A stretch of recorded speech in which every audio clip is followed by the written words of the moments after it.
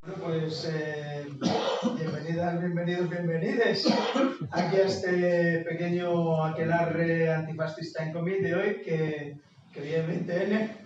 Así que, pues, qué mejor ocasión, ¿no?, para presentar un cómic de memoria antifascista, que es este Sin Olvido que os traigo hoy y que llevo presentando, bueno, si no me conocéis así, ya lo ha dicho Jesús, Rubén Ceda, y llevo presentando aquí, pues, por lo menos ya 4 veces. Quiero decir que 4, sí.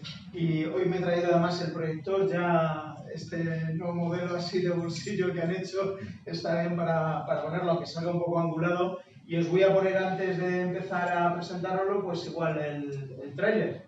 El tráiler, este comic book tráiler, que pues oye, también 3-4 minutines y abre las páginas del libro, ya sabéis, así con un poquito de música, y más o menos hace bastante buena idea en la cabeza de cómo es el contenido en su representación gráfica, que es lo que, bueno, pues buena parte de lo que importa en un cómic. Entonces, claro, ya lo tenéis así como interiorizado a partir de, después de ver el vídeo, más o menos cómo se ha representado de esa manera plástico-gráfica, y ya pues os lo presento. Encendemos la luz, apago el proyector y si os apetece pues lo ponemos ya. Venga, vamos a...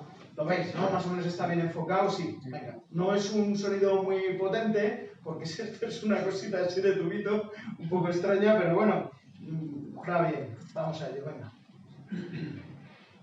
A ver si...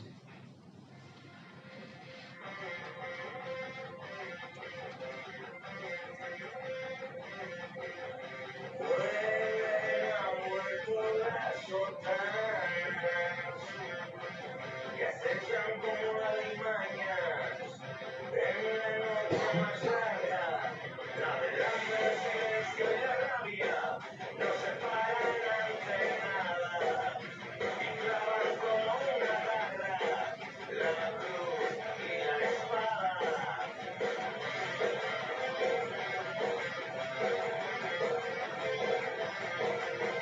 Orden, religión y patria.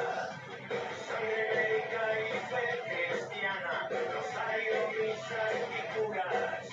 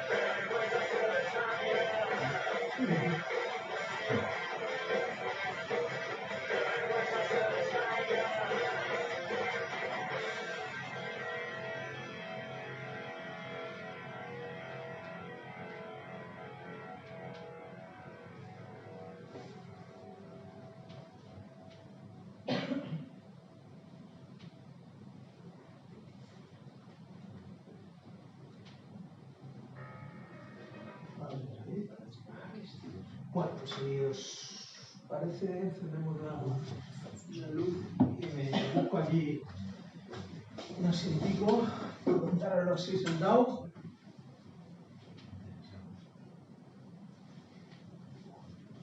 ¿Qué os ha parecido así el trailer así bien, no? Es la cortesía del Drogas de Barricada, que le pedí la cancioncilla esta que tiene en el penúltimo disco, sacaron Barricada porque la tierra está sorda, y tenía así como un tema así que me gustaba especialmente el disco entero, pero ese tema así yo creo que fue de esos pequeños motores así emocionales que hace que, jolín, este tema hay que trabajarlo con el cómic, ¿no?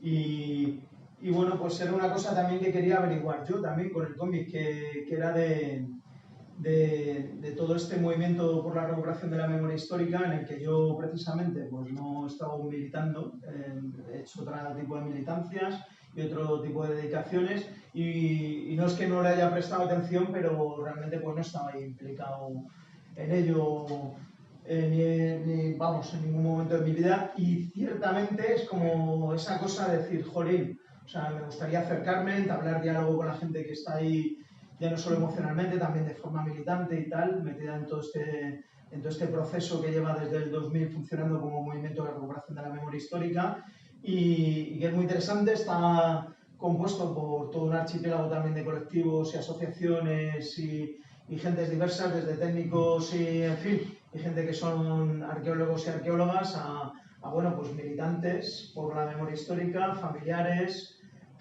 y gente que tiene a sus, también en las exhumaciones, cuando vas, por ejemplo, si hablamos de las exhumaciones, pues tienes a gente, pues en fin, de todo tipo, con motivaciones diferentes, desde nietas, nietos, bisnietas y bisnietos, en fin, gente que tiene ahí a seres queridos que quiere recuperar y que están ahí, o gente simplemente, como os he dicho, que en fin pone su fuerza voluntaria de trabajo, o también son profesionales de las exhumaciones, de las excavaciones y de la arqueología, en fin, de todo ahí, ¿no? De todo tipo de gente te encuentras en estos grupos, y luego gente que simplemente pues en estos colectivos hace diferentes ejercicios activistas por la memoria histórica. Uno de ellos es donde comienza el libro, porque yo este libro, este cómic, este TVO, es el único que he hecho sin guión previo. O sea, sí que es verdad que tenía unos objetivos que quería cumplir, que era este de aprender yo del movimiento de la recuperación de la memoria histórica, donde no estaba yo implicado directamente, entenderlo, comprenderlo, bueno, sumergirme totalmente a través de ello, y con unos objetivos de bueno, pues abrir en este lenguaje comunicativo que tengo, que es el cómic, que es el que me apasiona y me enamora, pues dar a conocer todo esto. Y hacerlo a la que suceda, o sea, a la de me cago en Dios, es decir, sin un guión previo. Sí que es verdad que hay unos cuantos capítulos que atienden un poco a la recuperación en el lugar de episodios que ocurrían del 36 a 39 y en los años 40, que eso sí, es un ejercicio, una vez más, de lectura y aprendizaje historiográfica, y de esa manera los he compuesto con diferentes referentes para hacerlo, pero el resto pues han ocurrido en lo que sucedía en una horquilla de 3 años, del 2020 al 2023. Y bueno, acaba el 1 de enero del 2023 el libro, porque ocurre algo, hay una acción por la memoria histórica, una acción interesante, una performance ahí que ocurre en Madrid, y me parece, vamos, el colofón estupendo. Si tenéis ocasión de leer el cómic, pues que ya veréis que me parece que cierra perfectamente el libro, y que lo abre en una especie de prólogo que, cuando habéis visto las imágenes del vídeo, pues sale así como con una niña ahí pintando Franco tiene culo blanco sobre una especie de placa marmórea y tal, en una plaza. Esa plaza, que es la de Brunete, que es la del pueblo de mi padre, de mi abuelo, de mi bisabuelo y bisabuela y abuela y etc. y tal, pues sí que es verdad que Brunete siempre ha tenido pues esa plaza, que es un verdadero monumento fascista. Brunete, el antiguo pueblo Brunete, pues con la batalla y los 20.000 muertos que hubo ahí, ¿no? Sobre todo en el 37 y tal, ¿no? Con esas ráfagas constantes que hacían los los cazas nazis uno detrás de otro y estaba entre otra mucha gente, pues mi abuelo ahí metido en un cobacho ahí, yo qué sé, muriéndose de sed y hambre, y digo ese porque era julio, sobre todo en una de esas grandes batallas y tal, ahí murió mucha gente, ciertamente, pero luego el pueblo quedó devastado, fue de esos pueblos de zonas devastadas que fueron declaradas así y fue reconstruido sobre todo con mano de obra prácticamente esclava, ¿no? Que eran todas esas partidas de cuadrillas de vencidos y vencidas en fin, de la guerra que construyeron puentes, carreteras, pueblos enteros, la llamada Cruz de los Caídos ahí en el Valle de Cuelgamuros, etc. Presas, en fin, un innumerable sinfín, ¿no? de obras. Y Brunete, como fue reconstruido, pues lo reconstruyeron también como homenaje a la victoria fascista. Y ahí están las dos placas de la plaza de Brunete que siguen ahí de alguna manera presidiendo junto con el aguilucho en relieve de piedra gigante en uno de los dos portones grandes, y cuando miras a la plaza, que yo siempre la he visto, pues hay el aguilucho y tal, y con un nido ahí de cigüeña, que la cigüeña por lo menos levanta el vuelo, pero la cigüeña desde luego levanta el vuelo del nido, pero el aguilucho no, el fascismo no parece que levante el vuelo en nuestras tierras, sigue ahí instalado, Franco no ha muerto, sigue ahí y parece que incluso lo reviven ahí bastante potentemente últimamente. Bueno, pues es de comprender que toda esta arquitectura, toda esta monumentalidad viene a sostener pues un relato de terror y lo convierte en otra cosa, ¿no? Y además como que parece que no pasa nada, o sea, ahí están, o sea, el aguilucho, las dos placas, Victoria, Franco, de toda la vida en la plaza de Brunete. Yo cogí con pocos años pues un rotulador y puse cualquier cosa ahí que se me ocurría contra los fachas y tal en la placa, y casi me corren a hostias ahí llamándome todo ahí uno que había ahí, sobre todo se puso como un energúmeno y yo salí corriendo, cogí la bici y en fin ahí sudé lo mío. Eso lo pongo un poco como si fuese pues Lola, que es la protagonista de ficción, que es un poquito también mi proyección, o sea, es decir, está el personaje de Lola que recorre todo el libro, que es la protagonista, que más o menos vengo a ser yo, porque donde he estado yo es donde ponía Lola, y así todo el rato en el libro. Lola también la recreo en clave ficción, pues una familia a la que le ocurre algo, hay un giro entre la negación de la memoria y al final darse cuenta que lo que querían era ocultar por unos motivos, en fin, que salen a la luz y que, bueno, pues es sobre todo con la relación que tiene el tío de Lola y Lola, ¿no? Y Lola, pues de pequeña, pues va a la misma plaza de Brunete a pintar la misma placa, casi la corren a hostias, y bueno, pues en fin. Y luego vuelve a la plaza. Y vuelve a la plaza en el 2020, de este 2020 a 2023, ¿os acordáis que además también, pues, llevábamos mascarillas porque era aquello de la pandemia? Y yo he hecho también vamos a poner el sacrificio de dibujar a los personajes, sobre todo los dos primeros años, 2020, 2021 y 2022, con mascarillas. Y ya me decían, estás zumbado, ¿qué se te ocurre? El no, porque al fin y al cabo los dibujos en un cómic muchas veces tienden a lo sintético, es decir, los punticos, ¿no? Son las rayas conocidas y todo el mundo, como somos personas humanas, pues empatizamos rápidamente con ello, y si tenemos un recorrido de lectura de cómic, pues claro, esa es una persona, ¿sabes? Es una chica, es un chico, es un chique, sea lo que sea, pero ahí está, que me queda muy claro, con 2 puntos y una raya ¿no? Pero claro, si le quitas la mitad de la cara y le pones una mascarilla, pues estamos aliados. Dices, joder, le estás quitando la mitad de la expresividad y eso en un cómic se va a notar. Y dices, joder, pues lo voy a hacer. Les he puesto mascarillas porque era lo que tocaba y porque es un cómic de memoria histórica. Entonces, no sé, creo que corresponde en ese ejercicio de memoria histórica hacerlo también de lo que nos ocurrió en el 2020-2023, que nos saludamos con los coditos, ¿no? Llegamos a la plaza de Brunete y está Bonifacio, Boni, que es un militante de la MRH, del Movimiento de Recuperación de Memoria Histórica, que está ahí y que acompaña a Lola en varios capítulos para hacer una especie como de tour antifranco, ¿no? Por varios lugares, y se saludan con el codo, claro, y van con las mascarillas, se lo quitan para tomarse el café. Bueno, pues era lo que estábamos ahí viendo y tal, que parece que también lo queremos olvidar, pero bueno, ese, en fin, tiene otro tipo de proyecciones, consecuencias y demás, ¿no? Lo de las mascarillas. Se podía haber obviado, hay muchas obras que lo están obviando completamente, la mayoría yo creo, pero bueno, en este cómic pues ya veis que la gente salía ahí con esas. ¿Y qué van? Pues van a la plaza de Brunete y le pegan todo un repaso al asunto, ¿no? Y hablan de esto, de los esclavos, hablan de tal, y bueno, Bonifacio y Lola pues van a, no sé, a Cuelgamuros, a Valle de los Caídos, es otro capítulo ahí que veis que salía, ¿no? Y eso es pues un día que elegimos de enero, frío, con niebla, o sea, bastante gris para ir a visitar el Valle de Cuelgamuros y ver la cruz y entrar dentro hasta la capilla y todo eso y ver el tema este de lo que hay ahí. Y ciertamente pues es un día bastante desangelado porque, joder, no se veía casi ni la cruz de la niebla que hacía, es un frío que pela, encima hay que pagar, ya sabéis, para entrar ahí, pues es bastante desagradable. Y era un miércoles de enero, ¿quién va a ir ahí? Pues ahí sí que fuimos y sí que había gente mayor entrando y saliendo como de misa, bien, que nos miraban ahí un poco raro de este trío de personajes que hacen aquí, pero sí que es verdad que había un grupete de chavales bastante jóvenes, con sus bandericas así de España en camiseta y tal, haciéndose como sus fotillos de selfie para el Instagram o lo que fuese. Es decir, que hay un miércoles de enero, se con frío, ¿qué hacen aquí chavales jóvenes haciéndose? Bueno, porque es eso es una absoluta romantización de un relato terrorífico que para ellos es una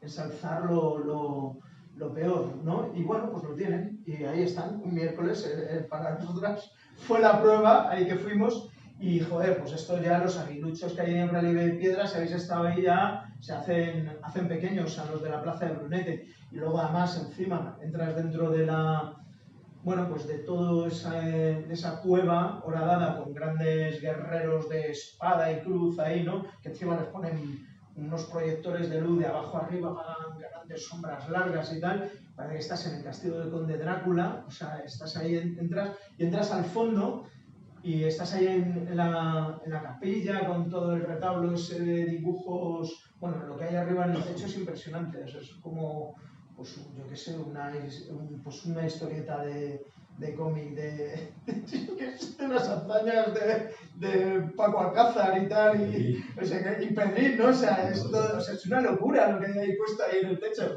Pero es que, claro, te podrías reír, porque está ahí, todavía estaba la tumba de José Antonio, ya se habían llevado hace un año la de Franco y tal, estás viendo eso, y dices, bueno, vale, esto nos podemos mandar aquí de risa si no te dicen el toque, lo guardas, porque te dan el toque, si sacas la cámara, si no sé qué y tal, pero es que al fondo en una puertecita dice Bonifacio, pues esa da acceso a la mayor fosa común en tierra de toda Europa y una de las mayores del mundo. O sea, es la hostia, ¿no? 33.000 cadáveres que hay. Y es verdad que la mayor fosa común la tenemos a diario, además, en el Mediterráneo, los días, pero hostia, ahí si bajas esas escaleras está eso que ya no se sabe si es más fosa, es un osario, en realidad casi no, pero bueno, ahí está, ¿no? Y eso ya impresiona mucho, porque ya toda esa griseza, todo ese costillo de Drácula toma ¿no? Se encarna precisamente en el proceso de toda esa memoria del terror y de fosas comunes, porque las visitas a fosas comunes que he tenido en el libro, en el cementerio Guadalajara, entre otras, pues sí que es verdad que Brunete también, la primera fosa de común que se sumó en Brunete 85 años después, que además ni siquiera son de represaliados, porque todavía cuando acaba la guerra regular y luego, se entabla también una guerra de guerrillas, una guerra irregular, que dura bastantísimos años, algo más de 2 décadas, de la lucha antifascista a partir del 39, pero la guerra regular del 1936 a 1939, en los caídos como veteranos y veteranas de guerra, pues eso en otros países sí se han recuperado fosas comunes porque es más fácil de digerir políticamente, ¿no? Pues ni siquiera eso en este país ha sido digerible, porque en Brunete, con la famosa batalla de Brunete, la primera fosa común se hace justo precisamente en los 3 años que estoy haciendo este cómic, casi delante de la casa donde viven mis padres, y que además, pues bueno, pues se sumen ahí. Lo primero aparecen 3 cadáveres de 3 chavales jóvenes y tal, que por cierto tenían anillos de la CNT, eran cenetistas, y se detona una granada ahí, una escopeta, todo el rollo, pues se escondían, como me contaba mi abuelo, que era de Brunete, pues ya lo he dicho antes, pues se escondían en covachines y tal, y bueno, pues esperar que no les matasen o no se muriesen de hambre y tal. Era un poco eso, pero bueno, esas exhumaciones de veteranos de guerra, una guerra regular, ni siquiera se han cometido. De hecho, cuando estaban los agricultores de toda la vida, que eso se oía ahí en el pueblo, ¿no? Con los tractores siempre sacaban cadáveres. Y tampoco podías decir que habías encontrado cadáveres porque también era significarte y buscarte ruina en cualquier caso. Entonces lo llevaba una cosa que se llamaba el Cerro de los Muertos, igual metiendo los cadáveres. Muchos de estos cadáveres en la batalla de Brunete, pues como era agosto, además con el calor, las sombras y el mal olor, según avanzaban los fascistas, pues los iban quemando en montones con gasolina, ¿no? Eso está ya documentado. Bueno, básicamente es esto lo que encontramos en Brunete y que es una de las fosas comunes, pero a lo que iba yo, o sea, si hay 8.000 y pico pueblos y ciudades en el Estado español, pues hay por lo menos la misma cifra de fosas comunes. En todos y prácticamente todos los cementerios del país hay, o muy pocas exhumadas, desde luego, pero hay alguna fosa común de la guerra regular o de la represión posterior del fascismo, ¿no?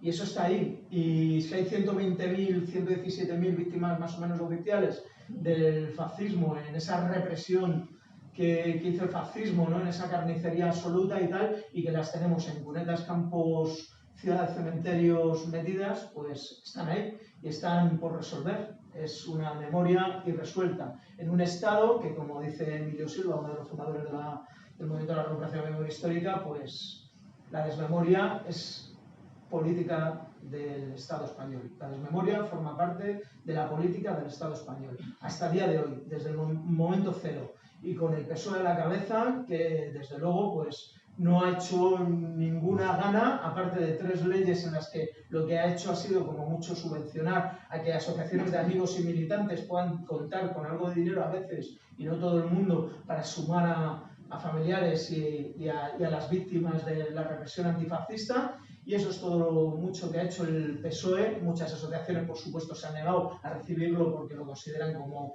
una limosna, porque la responsabilidad debe ser del nuevo régimen del Estado español con respecto a su anterior régimen, que fue la dictadura franquista, y tiene que responsabilizarse de ello con sus capacidades, ¿no? Con la capacidad de medios de técnicos, medios materiales y económicos que debe tener el Estado para hacerlo, y a día de hoy pues no lo ha hecho. O sea, quitarse de encima, esquinar con maniobras que tiene tan hábilmente de hacer todo el rato el PSOE y sus gobiernos. Y una de las pruebas es en otro capítulo de este cómic, que es en ese tour antifranco en el que visitamos la Puerta del Sol y muchas otras cosas y tal, pues vamos también a un monumento que, como decía Bonifacio, digo, es que cuando traemos aquí a periodistas no se lo creen, periodistas de todo el mundo que han venido aquí, dice, pero esto lo tenéis aquí, ¿cómo es posible? En una de las principales vías de acceso de la capital monárquica parlamentaria española, que es Madrid, ¿no? Moncloa, ahí, principal vía de acceso, entrada y salida y tal.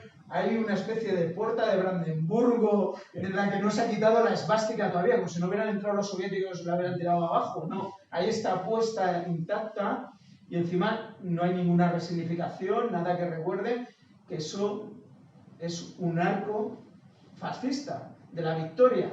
Está ahí todo tocho, a pocos metros de la residencia oficial de todos los presidentes de la democracia parlamentaria española. O sea, ahí vive Pedro Sánchez, al fondo, ninguna gana de hacer ningún tipo de ejercicio de memoria histórica, o sea, que lo tenés delante de tu casa. O sea, nada, ahí, la puerta, ¿no?, del Arco del Triunfo. Y cuando te acercas a la barandilla, eso sale en el cómic, porque de estas casualidades que ocurren en el cómic, tan potentes como esto de la primera exhumación en Brunete y tal, pues te acercas y la barandilla, lo único que hay es alguien que con rotulador de este permanente ha puesto, este arco lo hizo el puto Franco. Fin de la historia, ya no hay más. Claro, entonces están los guiris haciendo una foto, ¡ay, qué bonito Madrid! Con el arco del fascista y tal. Bueno, pues es muy curioso, o sea, y esto da para mucho más, porque al lado hay otro, bueno, en fin, hay mucho de todo. Madrid es de esas ciudades que en fin, la desmemoria se hace especialmente profunda y desencarnadamente vil. O sea, además tiene, vamos, declaradamente, creo, por no sé qué institución internacional la declaró como capital de la desmemoria, ¿no? O sea, a nivel mundial, ¿no? De esta que en fin. Y bueno, pues está, por ejemplo, el famoso edificio romantizado de las campanadas que van a llegar dentro de poco, ¿no? De Nochevieja, Dindón y tal, ¿no? Y hay que y que vas a ese edificio, ¿no? Que es el de la Comunidad de Madrid, y eso era la Dirección General de Seguridad, ahí donde, en fin, donde franquistas y tardofranquistas en democracia pues torturaban a la gente. Igual, no sé si aquí alguien habéis tenido que pasar por ello, pero vamos, desde luego, mi tío cuando tuvo que pasar por la tortura en la DGS ya me contaba, decía, bueno, no me tocó bien, hoy libre a el niño, decían, pero vamos a hacer que te arrepientas también porque nos vamos a aplicar contigo. A mi padre se le torturó el niño allá. Bueno, en fin, no sé, pues ahí es un sitio que cuando iba con Bonifacio también, este protagonista que sale, y de a mí también, ahí me pusieron a caldo. Y lo único que tenía, pues los arquitos estos con los barrotes que dan a pie de calle y tal, por la parte trasera y tal, que, bueno, pues en fin, está pendiente lo de la placa, creo todavía, no está puesta la placa siquiera que no signifique absolutamente nada sobre ese edificio que es tan bonito y tan romantizado y tal, de las campanadas, símbolo de Madrid y todo esto, ¿no? Pues en fin, ahí está, ¿no? Como eso, pues muchas otras cosas. Y dar una vuelta por Madrid, yo siempre lo digo porque lo he presentado este cómic, sobre todo este año, desde que salió en enero pasado y tal, pues lo he presentado por muchos sitios y siempre digo que hay un sin olvido en cada territorio y lugar donde voy. O sea, si estoy en León, digo, aquí tenéis un cómic de sin olvido. Vamos, o sea, de hecho, en Miranda Ebro, ahí en el norte de Burgos, pues me estaban enseñando un campo de concentración, el mayor que hicieron los fascistas españoles y bueno, ahí te contaban anécdotas que daban para hacer un cómic. Yo quería haber hecho un cómic que más o menos abarcase un montón de aspectos de la represión fascista, de la dictadura franquista en este país y, por supuesto, o sea, tuve que abandonar enseguida la idea porque si no, vamos a reducirlo a lo que se pueda, vamos a acotarlo a 3 años, que es también una buena excusa para encajar ahí lo que se pueda, y luego también por cercanía espacial, que es decir, Brunete, Madrid, donde a mí me toca por cercanía espacial y también afectiva, pues lo voy a tratar, pero siempre invito a que haya estanterías de cómics de sin olvido en cada territorio, Galicia, Andalucía, Valencia, o sea, es que, vamos, allá por donde voy, en estas sesiones que hago de presentación, siempre hay multitud de anécdotas de gente que dice, pues aquí esto, lo otro y tal, y da para escribir muchos cómics, para hacer muchos cómics y desgraciadamente es así. Entonces, pues bueno, yo sí que en esta cercanía espacial pues me toca Madrid, hablo de Brunete, hablo del Valle de Colgamuros, hablo de Guadalajara, hablo de Ávila, hablo de, bueno, en fin, de un montón de cosas, y cosas que estábamos ahí con la cuadrilla, que también soy bombero forestal, algunas aquí lo sabéis y tal, que estábamos con la cuadrilla en el monte ahí de Santa Cruz del Valle y tal, en un cerro, y ahí se llevaron por delante los fachas a cinco personas del pueblo de carácter antifascista, pero y ahí los desaparecieron para siempre. Pero sí que se hizo un pequeño homenaje, ¿no? Muy bonito, por cierto,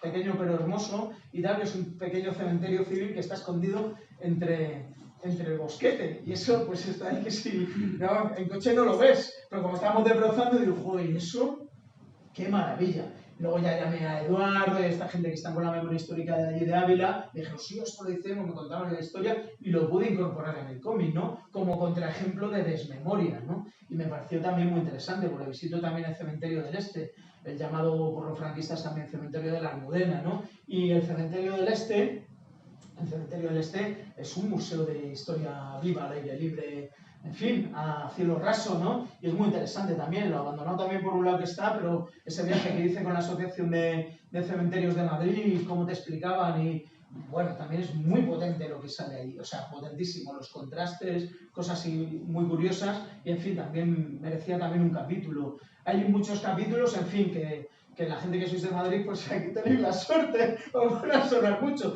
De hecho, esta portada es la tapia del cementerio en la que yo, que soy del barrio Bilbao, del metro Bilbao, no, del barrio de la parte del norte de La Lipa, y lo que es Ascao y tal, pues claro, yo iba al colegio y luego al instituto y tal, desde donde estaba mi casa al instituto y al colegio y tal, pegado a la tapia todos los días. Entonces, para mí esta tapia del cementerio civil, que forma parte de la necrópolis del Este, pues tenía especial simbolismo, ¿no? Y bueno, pues en fin, siempre me he imaginado ahí un montón de cosas con esa, ¿no? Y en fin, y fusiladas y fusilados que ha habido ahí, en fin, de toda la vida ahí, y siempre, pues en fin, he pensado mucho en esa tapia y he tenido, pues, esto lo puedo decir porque, claro, hay gente que me dice, joder, la tapia del cementerio del barrio, ¿no? Y tal, hay gente que lo sabe y tal, pero bueno, es una cosa rara y tal, pero ahí está, ¿no? Y Y luego está en la avenida que ahora desde hace un tiempo considero que sea más en la de las 13 Rosas, ¿no? También, que en realidad ahí tampoco fusilaban contra esa tapia ni donde se hacen los homenajes, sino al lado donde está la barranquera, y en la barranquera para que cayesen los cadáveres de abajo y con la sangre y todo el pifostio, pues se quedasen ahí tirados y tal. Eso está justo más o menos ahí pegado donde acaba la parte esta, donde está el Instituto de la Lipa y tal. Y bueno, pues esta es un poco la cosa de la Lipa. Y bueno, pues es interesante hacer todo este recorrido, sobre todo las exhumaciones. Yo me he encontrado con que, bueno, pues cuando tenía que entrevistar a la gente, sobre todo insisto, en lo de las exhumaciones, pues se me ponía un nudo en la garganta fácilmente y a veces no podía ni hablar y me daban muchas ganas de llorar. O sea, me emocionaba muchísimo y las he pasado canutas. O sea, haciendo el cómic y haciendo las entrevistas ha sido a veces un poco horror. Al principio y muchas veces no me autorizaba a estar ahí visiblemente, que se me saltaban las lágrimas, pero diciendo, joder, me lo está contando y este caso en particular es de esta persona. Yo que soy el que tengo que estar preguntando un poco de endereza, Rubén, ¿no? Y luego me descubrí que no, que también esa, ¿no? Esa escucha vulnerable.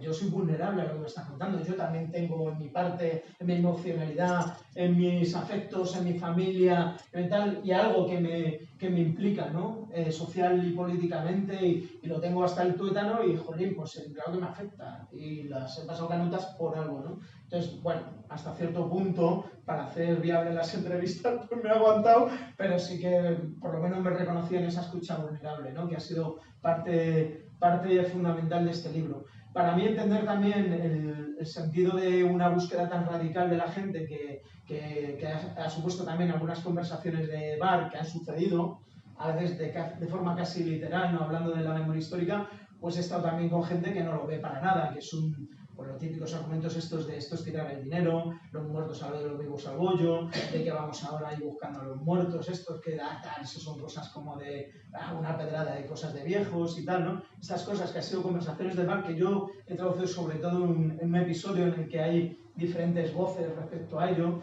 de algunas de mucha calidad y algunas muy polémicas, ¿no? Que no son para nada de gente de derechas, pero sí que son gente de izquierdas, pero que no lo ven para nada y que cuando las ves dices, joder, que parece facha, ¿no? Pero no lo es. O sea, hay cosas ahí muy interesantes que también son de escuchar y cómo se rebaten y cómo se dan, pues es interesante. ¿Por qué? Yo las quería sacar sobre todo porque yo también he estado en la exploración, este cómic de Sin Olvido, de entender, de comprender, de interiorizar un poco el sentido que tenemos igual al final las personas humanas de ver a los muertos. O sea, es decir, cuando alguien está desaparecido no puedes hacer esa catarsis que te puede llevar a hacer un proceso de duelo, ¿no? O sea, el tiempo no lo cura, eso es un relato falso, lo que cura es el trabajo que hagas tú en ese tiempo, ¿no? Y entonces, claro, para poder tener ese tiempo para hacer un proceso de trabajo de curar, de catarsis, y ya no individual, sino social y colectivamente, que es lo que tenemos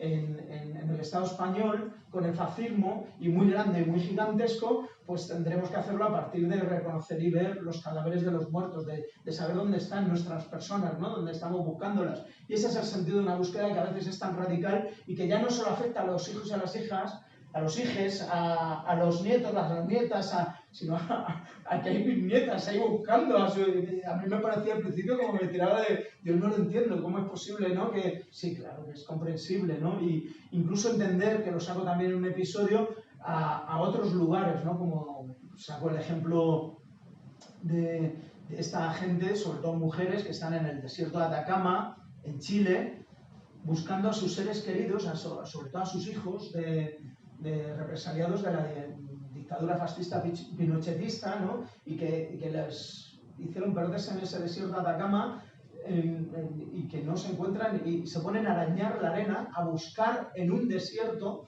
buscando algún rastro, algún indicio, para saber dónde están esos muertos, ¿no? Y que dices, joder, ¿cómo estas mujeres, ¿no? Y, ¿no? ¿Cómo es posible? Pues esa búsqueda desesperada y tan radical y profunda, ¿por qué, no? ¿Cuál es la motivación, no? Como cuando si pierdes un bebé, pero te tienen que enseñar a veces el cadáver para poder comprender, para poder hacer ese trabajo que igual tengas que hacer. Bueno, pues igual las personas somos así, pero claro, no estamos hablando solamente de casos individualizados, estamos hablando de una catarsis social y colectiva gigantesca. O sea, es necesaria la memoria, no solo por esta consigna que mucha gente de mente sencilla necesitamos, que es decir, hay que comprender y hay que recuperar la memoria para no repetirlo y para no repetir el fascismo que ya, en fin, aquí estuvo 40 años en una dictadura de terror sostenida de unos pilares de terror, bajo el terrorismo más vil hacia mujeres y hombres, callando voces a que la gente no podía tirar a sus muertos que sabían estar en la fosa común del cementerio, ni siquiera unas flores ni un recordatorio porque se las señalaba, y significarte ahí como rojo ya significaba que te la cargabas, o sea, y que la represión, el miedo y el terror era lo que estaba instalado en las vidas de toda la gente, y era en lo que se sostenía esa dictadura y ese fascismo, ¿no? Y es un fascismo que cuando hago flashback en los capítulos estos que salen los fachas hablando, sobre todo cuando empiezan en el golpe del 36, empiezan hablando y están ahí como, ¡hala, vamos con ello!, ¿no? Y simplemente les he puesto la voz de discursitos que decían, ¿no? Desde Yahweh, en fin, toda esta gentuza y tal que sale ahí hablando, estos fascistas nuestros, ¿no? Pues salen como los sionistas actuales diciendo vamos a entrar y vamos a asesinar a todo el mundo, a violar a todo el mundo, a arrasar que no quede piedra con piedra y cabeza con cabeza, ¿no? Estos fascistas hablando son los mismos de aquel entonces, hablando con lo mismo. Esta gente que quería asesinarse, hacía falta la mitad del país para limpiar, para cometer el genocidio que hiciese falta, con ese ideal de vamos a recuperar, ¿no? esa mística, ¿no? De ultranacionalista del fascismo, ¿no? De vamos a asesinar a quien haga falta para buscar el ideal, ¿no? De la perfección y la pureza bajo las banderas nuestras, los símbolos nuestros, y en fin, y bajo eso, pues sí, ahí estaban los más reaccionarios del ejército español, llamado por la alta burguesía, sobre todo por Jean Marc, los duques de Alba y tal, que lo financiaron, ya se sabe, al cambio hoy en día, que fueron más de 40 millones de euros, financiaron, conspiraron y alentaron para que esta parte más chunga y fascista de estos militares que estaban, sobre todo en el norte de África, literalmente cortando cabezas, cruzasen a la península y aterrizaban con la idea de acabar con todo el mundo. ¿Y por qué la alta burguesía decidió financiar eso? Pues claramente porque en los años 30, en el Estado español, pues hubo una intensificación muy profunda de la lucha de clases. Las organizaciones eran muy potentes, la CNT, la UGT a nivel sindical eran organizaciones de masas, con una clara inspiración de superación del capitalismo, de buscar socialismos, de que las gentes en los años 30 había un potencial ahí de creerse que era posible vivir fuera del capitalismo en algún momento, es decir, de vivir el socialismo en vida, no una cosa que fuese de mis nietos y nietas, como se suele decir, o de mis hijos y mis hijas el día de mañana, no, vamos a vivir el socialismo, el comunismo libertario, el comunismo, lo vamos a vivir eso, y la gente vamos a poder superar la explotación y la miseria, y vamos a hacer cosas como el 25 de marzo en Extremadura, en 1936, que coordinadamente se ocupan más de 3.000 y pico fincas, en una época que las distancias se recorrían a caballo o en mula. Se coordina la gente en toda Extremadura para ocupar las fincas de los señoritos y terratenientes coordinadamente a la misma hora, el mismo día prácticamente. Eso es una cosa impresionante. Hay una revolución ahí campesina, pero igualmente está lo del 34 en Asturias, ¿no? Al grito de unidos hermanos proletarios. Hay innumerables ejemplos, por poner estos dos, ¿no? Pero las gentes están organizadas, hay organización, hay ideales, la gente busca salir de la miseria y parece que es posible. La burguesía estaba entrada en pánico. Entonces, claro, pues vamos a financiar, vamos a alentar lo que haga falta para arrasar y limpiar y asesinar a la mitad del país. Golpe de Estado el 18 de julio de 1936. Ahí están los fascistas hablando y arrasando y cometiendo crimen en masa. Se ayudan durante 3 años de los nazis, de esos profesionales de la sangre y el terror, con toda su maquinaria militar, bombardeando y arrasando y ametrallando con toda su maquinaria militar, y de los fascistas italianos. Y bueno, pues el pueblo en armas, que organiza también una revolución, pues ocurre lo que ocurre y se derrota al pueblo, y Dios también hace la guerra. el porqué de la desmemoria, por qué 40 años después hay que hacer, 40 y pico años después, un cómic que ya no tendría que estar sucediendo, que esto sigue aquí, pues haciendo un cómic de como Sin olvido, un viaje por la memoria antifascista, ocurre, entre otras cosas, yo creo, hay 3 claves potentes. Una, porque la Iglesia Apostólica Romana Española tuvo un papel fundamental en toda esa masacre y ese genocidio. Es decir, que todo eso ocurrió porque tenías que convertir a la mitad del país en un ejército regular, fascista, a orden y mando, apuntándoles con una pistola de asesinar a los que tenéis enfrente o te pego el tiro. Pero también había mucha gente que decía, voy a asesinarles. ¿Por qué? Porque les estaban señalando, digo, mira, si matas a todos esos rojos y rojas que tienes delante, cuando te mueras vas a ir derechito al cielo. Te lo dice Dios. Dios hizo la guerra y la ganó. Dios hizo la guerra contra el pueblo y la ganó. Y la Iglesia Apostólica Católica Romana Española ahí estaba alentando en todo lo que pudo, con todos sus intereses, bienes muebles, inmuebles, todo eso, incluso disparando en Barcelona y en otros sitios al pueblo. Y bueno, pues Dios hizo la y claro, con este signo venceréis. Ahí estaba la cruz y se ponían las trincheras y con este signo vencerás estaba ahí puesto en las trincheras de nacionalistas, del bando franquista, de los fascistas. Pues en fin, esa responsabilidad no creo que la Iglesia Católica Española quiera hacer mucho recuperación de la memoria histórica y haga tirar los hilos. Pero es que, claro, ese golpe de Estado supuso que saliesen, por ejemplo, en Andalucía, a masacrar como si no hubiese un mañana, sin que ni siquiera les señalasen a nadie, a caballo, estos jinetes negros, ¿no?, hijos de la burguesía andaluza, ¿no?, que entraban en los pueblos y se liaban a tiros contra todo el mundo. Y ahí caían campesinas y campesinos y todo el que se lo pusiese por delante y organizaban verdaderas masacres. Andalucía está llena de las mayores fosas comunes de toda la península, de todo el Estado español. Impresionante. Pero pues bueno, ahí están. No creo que estos señoritos que luego han estado décadas saliendo en el Hola y en 10 minutos, casándose ahí, blanqueados y blanqueadas, tan guapas y tan guapos y tal, y luego también los hijos y luego también los nietos, ¿no? Y que hicieron ese robo, ese expolio, ¿no?, de fincas, de casas, de capitales, de todo, que se quedaron con todo, y que no creo que los nietos y bisnietos y los hijos quieran hacer algún recordatorio de cómo se forraron su abuelito y todos sus amigos pederastas, chorreros y asesinos que iban a caballo, sobre todo en el 36 y todos los años posteriores, haciendo la represión.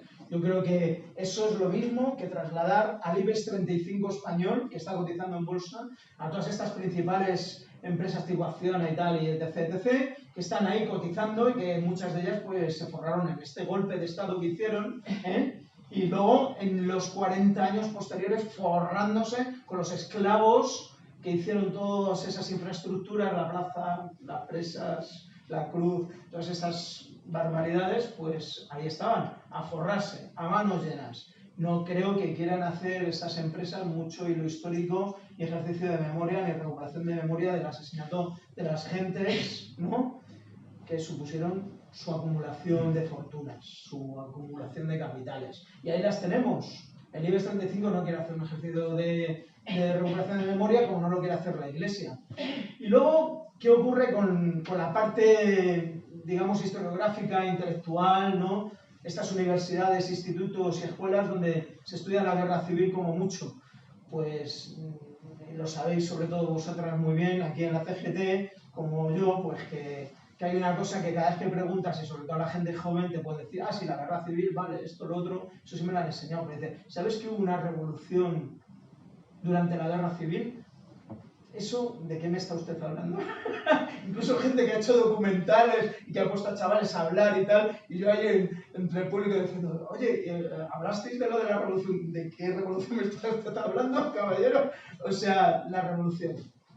O sea, que decir, hacer un ejercicio de memoria también implica hacer visible, recuperar visibilidad sobre que las gentes antifascistas de la clase trabajadora, el movimiento obrero, cuando tomó más de la mitad del territorio para luchar contra los fascistas que se le venían encima, no solo luchar contra el capital, la miseria y la explotación, sino sobre todo que el fascismo no les pasase los cuerpos por delante, y pusieron sus cuerpos para hacer una línea de frente durante 3 años. Madrid fue una pura trinchera. La gente salía del curro, se cogía el tranvía o se iba andando al frente todos los días.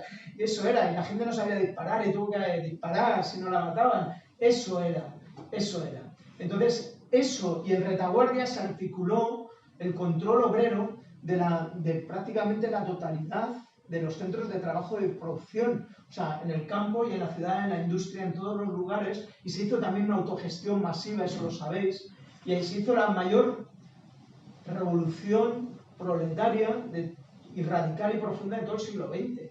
Joder, hostia, la gloriosa que dicen los italianos, la revolución social que decimos en los sindicatos anarcosindicalistas o la revolución española que dice alguna gente. Pero claro, ese ejercicio de memoria no lo quieren hacer tampoco. Es una tercera pata interesante, pero hay que entender por qué hay que hacer cómic 40 años después sin olvidar aquí buscando fosas.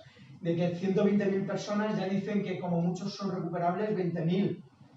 Porque no todas las fosas ya son recuperables, porque han seguido avanzando las ciudades, los campos han sido tomados por la ampliación a zona urbana, en los pueblos, y las infraestructuras de autovías, carreteras, vías rápidas, pues han tomado el lugar donde estaban también muchas de las fosas comunes. En esas remodelaciones pues ya no son tan recuperables todas las fosas, pero bueno, al menos dicen las técnicas y los técnicos que por lo menos 20.000 siguen siendo recuperables. ¿Qué menos?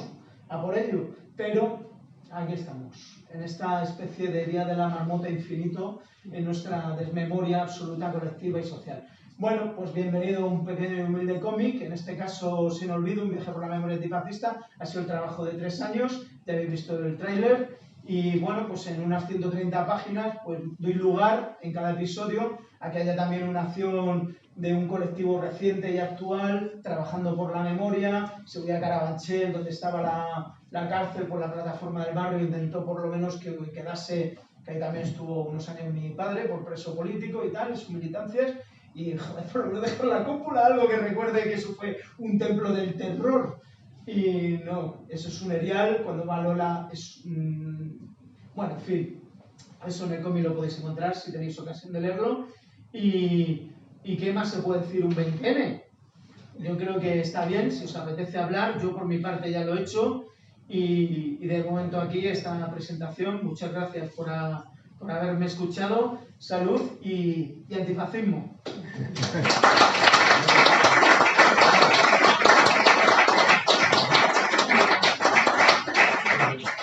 Muchas gracias.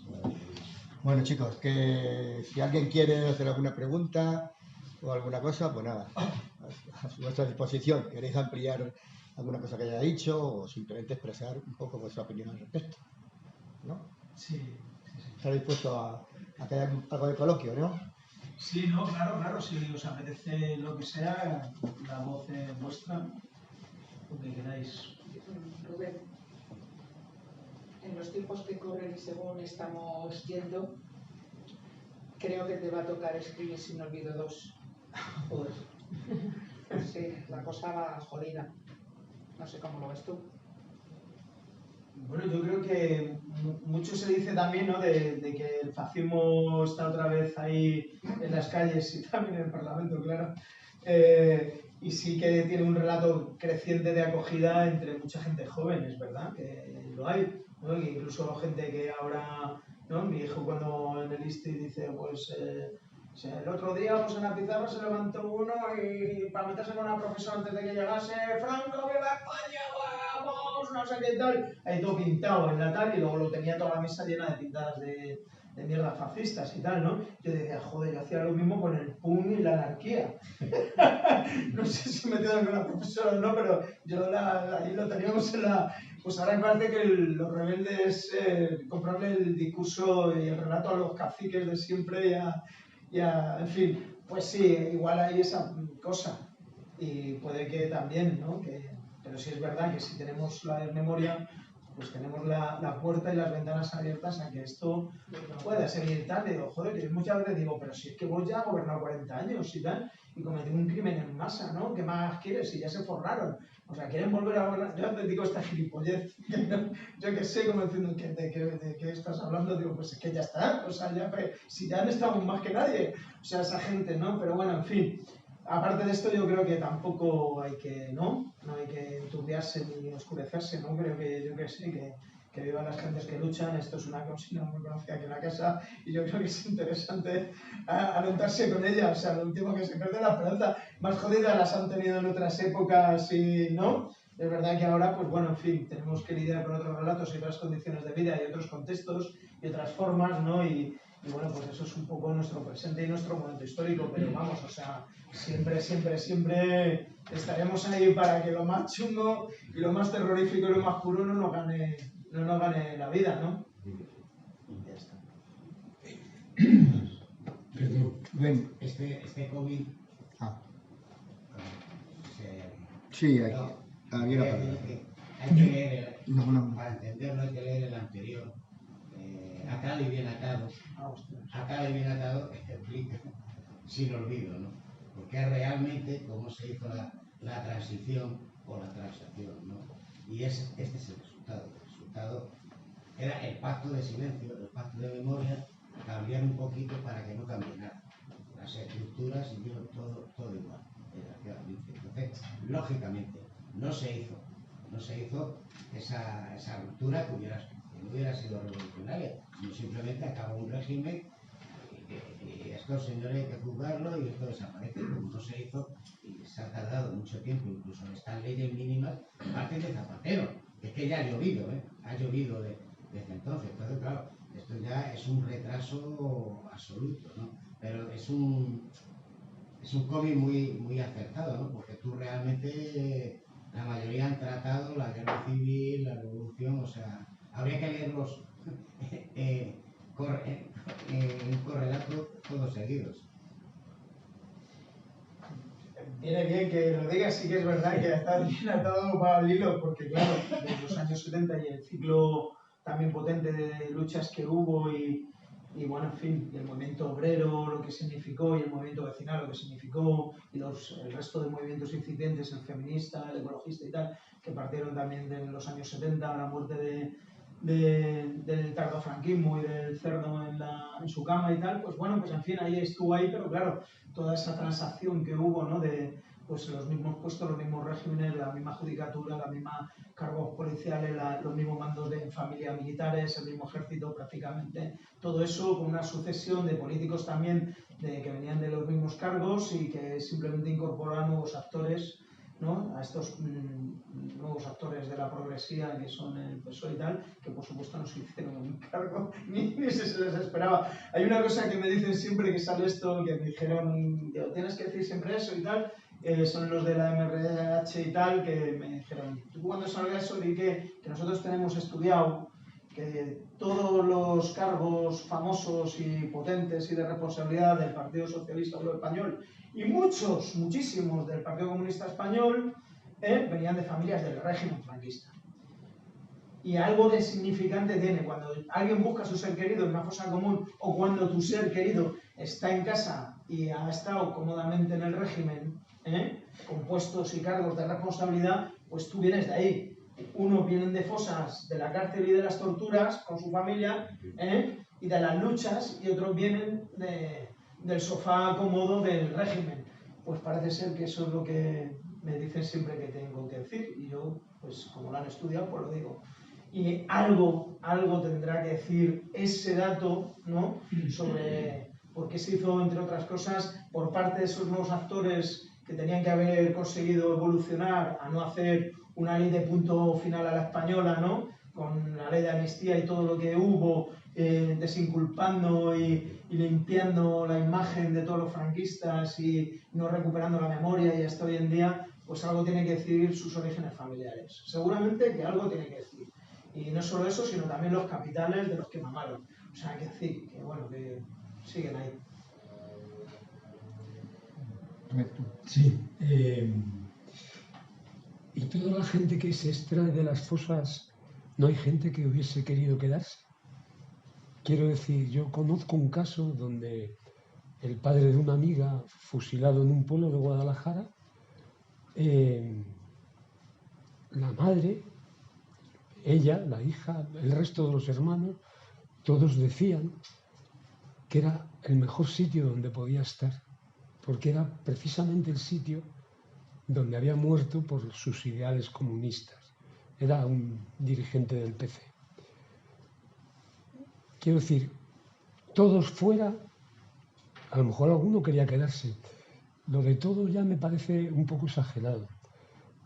Otra cosa es que son varias cosas. Quizá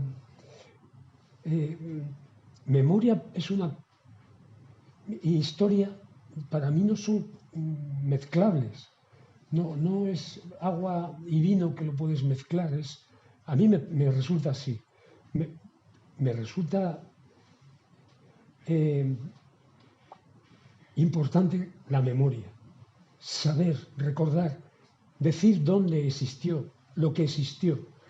Claro que sí. Hace más de 50 años, un grupo de amigos, de vez en cuando nos íbamos, pillábamos una botella que vendían antes, los alcoholes a veces se vendían a granel, una botella de ginebra, y nos íbamos a la plaza de Cabestreros a sentarnos por allí, porque en la fuente de esa plaza ponía República Española, año 1934. Si esa fuente no hubiese estado, nos hubiese faltado algo muy... Existió la República. Yo no sé hasta qué punto tirar todo lo de la puerta de Brandenburgo, esta de aquí, horrible, que es horrible.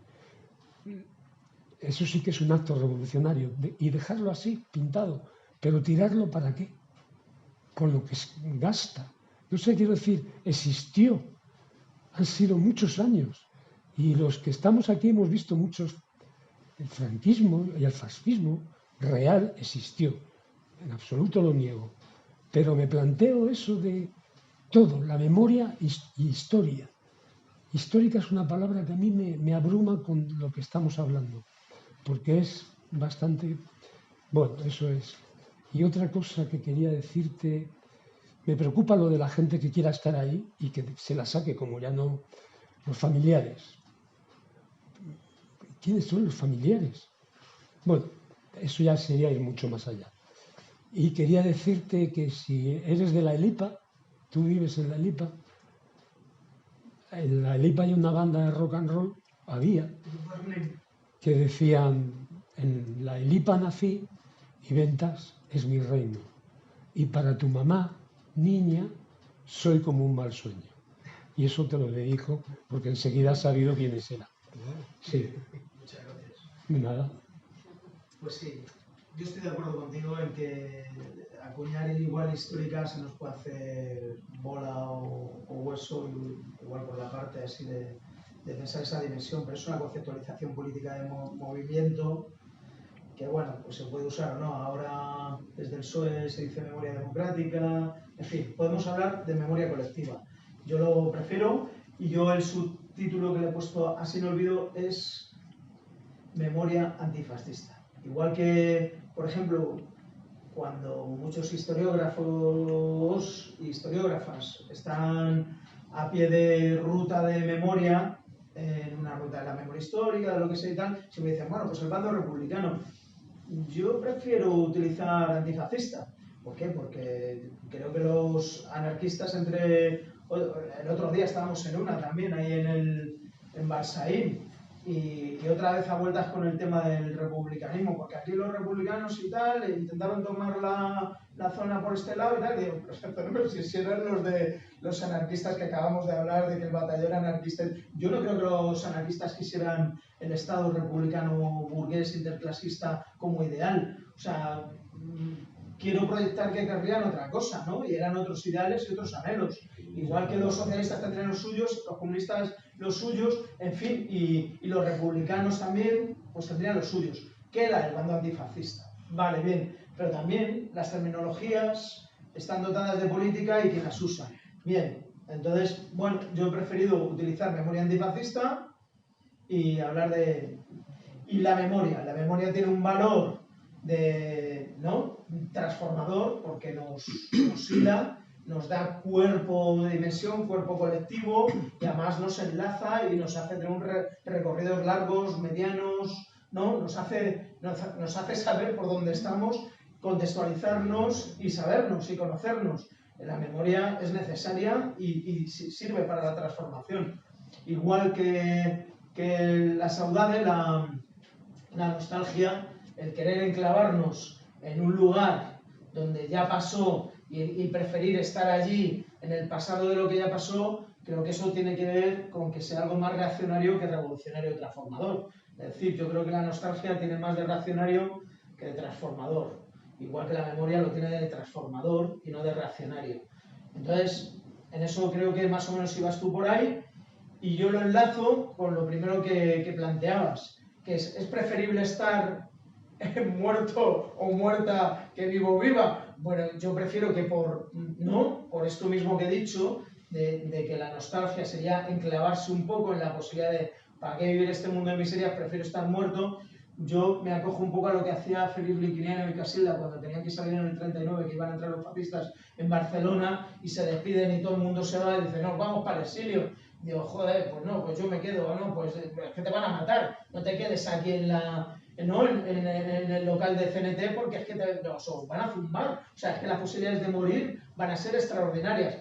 Preferimos ir con las consecuencias que sea el exilio y a ver qué pasa. Que el exilio, desde luego, fue también una desgracia tras otra, o una batalla tras otra, o un ganar la Segunda Guerra Mundial a los nazis también, en fin, campos de concentración y muchas otras cosas, y pasar las canutas ahí en las playas de los franceses, y etc, etc. Pero bueno, quién sabe lo que pudiese venir, pero la gente prefería, como decía Felipe Quireno, que es decir, preferimos vivir y seguir dando la lucha, y seguir vivas y luchando, pase lo que pase, con las penurias que tengan que venir, a estar muertas en el hoyo con muchas posibilidades. Hubo gente que, yo qué sé, pues en el puerto de Alicante iban a entrar los fascistas italianos, el último reducto antifascista en el 39, y gente que se pegó el tiro pues diciendo, mira, es que antes que me cojan esta pandilla de desgraciados asesinos y tal fascistas, pues mira, vamos a pegarnos ya aquí el tiro y acabamos, y fin, y otra historia. Es una opción de vida, pero que, en fin, yo también comprendo la opción de mantenerse en vida y seguir. Pero yo no me refería a que quisieran morir, ¿eh? No, yo no me refería a eso, me refería a que están donde quieren estar, no por muertos, sino que están muertos por los enemigos. Y están en un buen sitio porque por ser como eran y por querer lo que querían, les han matado. No era una cuestión de dejarse morir. No era eso. Esa es otra cosa. Claro, no es una cuestión de... Y lo de el puerto de Alicante, yo creo que fue más tantos años de guerra y de lucha, esperando que entrasen los ingleses, los franceses, a llevárselos, y entran los marinos de la Armada Española. Es razonable y además en algunos casos deseable. Quien escribió esa novela donde se refleja lo del puerto, Eduardo de Guzmán. Sí, Eduardo de Guzmán, contaba eso, ese sonido, ¡pap! Eran como pequeños cohetes, ¡pup! ¡Pup! De noche. Yo le conocí, vamos, eso lo sé porque lo contaba. Y nada más que... y una cosa, yo prefiero la línea chunga a la línea clara. Lo hubiese hecho más en plan tío emo o Makoki que de otra manera. Pero por pura historia mía. Bueno, yo soy un atravesado entre la línea chunga y la clara. O sea, hay mucho de línea clara, pero yo le meto, porque la línea clara se suele decir también que es muy adecuada para dibujar historias de palacios, todo claro, todo limpio y tal. Claro, pero yo a mi línea clara le meto toda la suciedad, todo el relieve de las paredes, todo, en fin, la hago chunga también. O sea que Me alegro. claro, porque Gracias. muy bien. Bueno, ¿algo más? ¿Alguna pregunta más? Yo quería aportar también una experiencia también personal. Yo colaboro en la Fundación Salvador Seguí, como algunos sabéis, y cuando se creó nos obsesionó que todavía quedaban vivos mucha gente que había hecho la guerra, que había estado en el exilio. Entonces nos dedicamos desde el año 85, pues, durante 10 años, a buscar a gente que había participado en la guerra, que había sufrido el exilio, que había sufrido aquí dentro de España. Y bueno, eso supuso muchas entrevistas, muchos encuentros importantes, pero yo quiero resaltar dos. En el año 86 acompañé a un investigador inglés que colaboró con la Fundación muchos años a Aragón. Él estaba escribiendo sobre las colectividades y la manera en que llegábamos no sabíamos quiénes eran los que llegábamos al pueblo, íbamos al bar y preguntábamos dónde podemos encontrar, hablen ustedes, enseguida te decían con quién. En el año 86 en Zaragoza y Huesca, que es donde estuvimos, entramos en 4 o 5 pueblos, vimos con las personas que nos indicaron que habían vivido esas situaciones, que habían estado incluso en las colectividades, y nadie quiso hablar. Nadie. Uno no me acuerdo, otros yo no estaba. Nadie quiso hablar, de los viejos. Hablaron a los 7 o 8 años. Tardaron 7 o 8 años en poder hablar. Ese es un detalle. Y el otro es que acompañé a este mismo investigador a un pueblo de Andalucía donde se había dado una situación que fue que avanzaban los nacionales, no existieron en el pueblo pues, la gente del pueblo, que eran militantes, todos los partidos y sindicatos, de la CNT concretamente, muchos. Y bueno, claro, los nacionales no pudieron huir muchos y cogieron a 30 o 40, los pusieron en paredón y los mataron. El que dirigió el fusilamiento fue un sargento de la Guardia Civil, que era del pueblo y que venía con los nacionales, y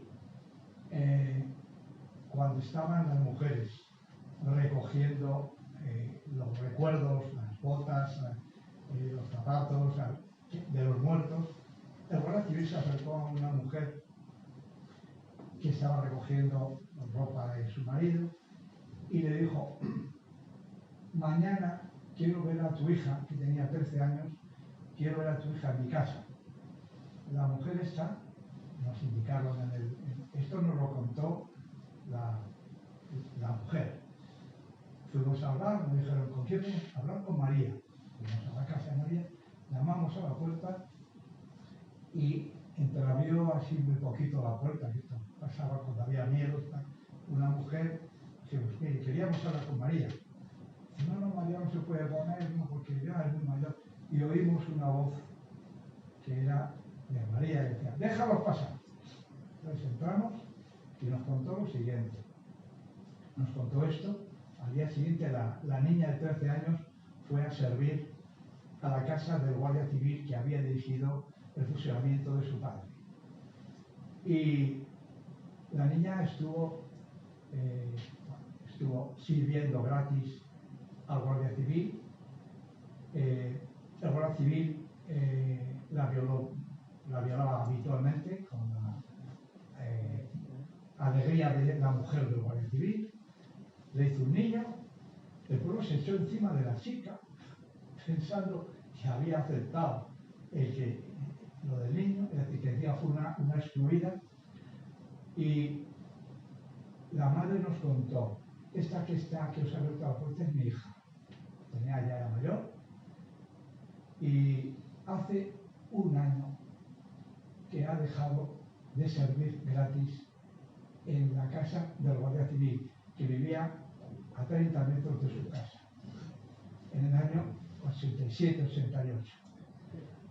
Con esto quiero decir que el hilo del fascismo, los efectos de aquello, no han dejado de estar no solamente en el recuerdo, sino incluso en la vida de la gente. En el año 80 y tantos, hacía un año que había dejado de servir gratis al hijo puta que había matado a su padre.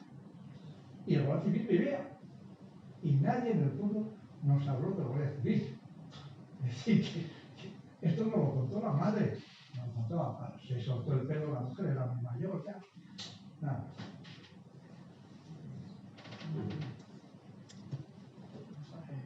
Bueno, chicos, pues nada, si no hay nada más, agradecerle otra vez a Rubén de que nos haya dado la oportunidad de conocer su libro y, como siempre, gracias por tu presencia, ¿vale?